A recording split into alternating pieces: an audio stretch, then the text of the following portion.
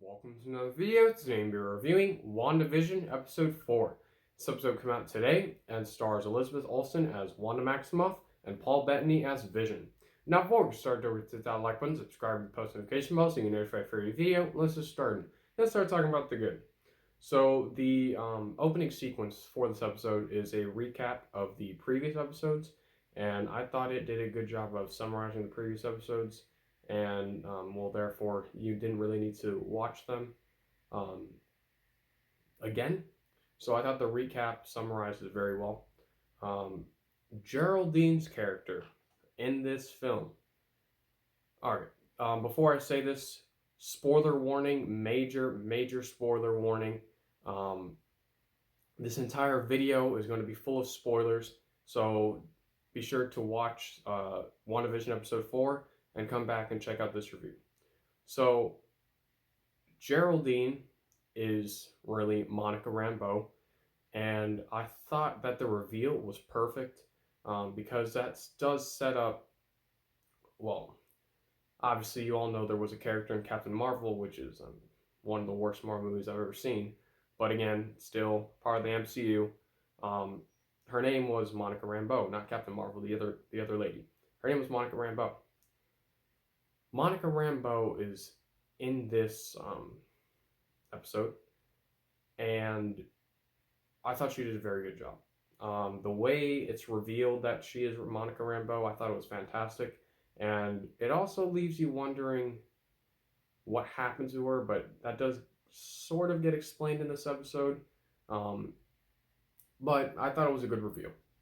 Thanos, the snap, or as everyone Spider-Man Far From Home calls it, the blip, that is referenced in this episode, and it makes perfect sense because the way that this TV show is set up and where it's placed in the Marvel Cinematic Universe, it sort of does make sense because, multiverse and all that stuff. It sort of does make sense that some characters in this episode would reference Thanos' snap, which Monica does. Because it happened to her. And that was one of the big reveals in this episode, so I thought it was pulled off very well. Agent Jimmy Woo, he's played by Randall Park. Of course, he is from Ant-Man. I thought he did a great job in this episode. His reveal, the first time you see him in this episode, again, I thought he was very, very good. He was funny at times, and he was sort of similar to his character in Ant-Man, and he was funny, so I thought he was great. Darcy Lewis, played by Kat Dennings, she was of course in Thor: The Dark World. I thought she also did a very good job here. She wasn't my favorite character in that film. She was near the bottom of my list out of Marvel Cinematic Universe characters.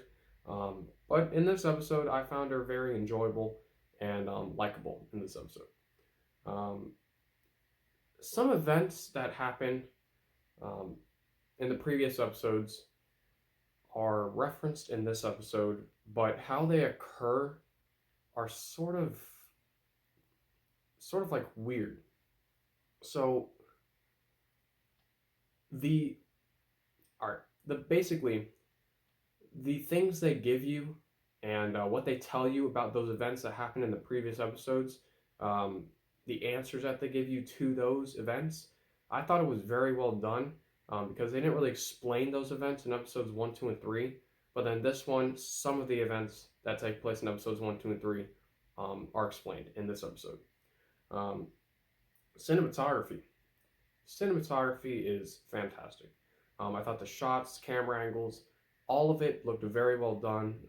This episode tended to use more of wide-angle shots because they wanted you to see, of course, the buildings. They wanted you to see wide shots of more of the characters, and I thought it was very well done.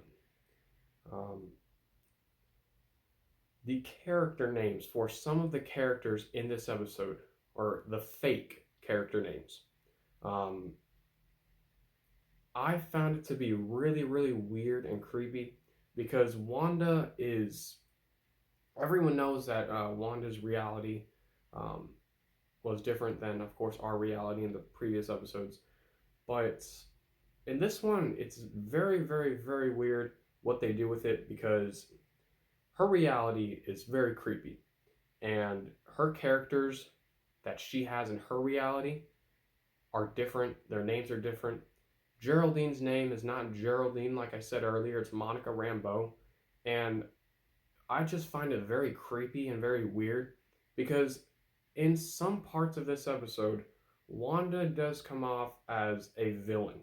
And now that might be um, just tricking the audience into thinking that she would be the villain, but I don't think so because if this TV show leads into Doctor Strange and the Multiverse of Madness and she's acting like this in this episode, I think it's just going to get a lot worse and a lot creepier as we progress throughout the series.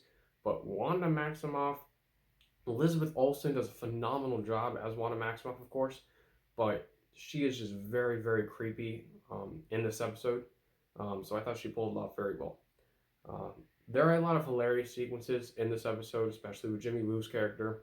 I think he was funny, just like an Ant-Man. Um, he was good. He was good enough. And, of course, Vision is not really in this episode. Neither is Wanda. This episode is more about Monica Rambeau. Um, Wanda and Vision are in a couple sequences in this episode, but this is mainly basically the events that happen after Monica Rambeau is pulled into that portal-like thing at the end of episode 3, and basically explains where she is, people that she's seeing, what's happening in the other realities. And I thought it was perfect. This is a perfect episode. You don't need to see Wanda and Vision again because now you have all these other characters that you can explore, and I thought they did it very well. That's about it. There's nothing bad about this episode. WandaVision episode 4 is a great continuation of WandaVision. I can't wait to see what else the directors have in store for us. And I'm going to give WandaVision episode 4 an A.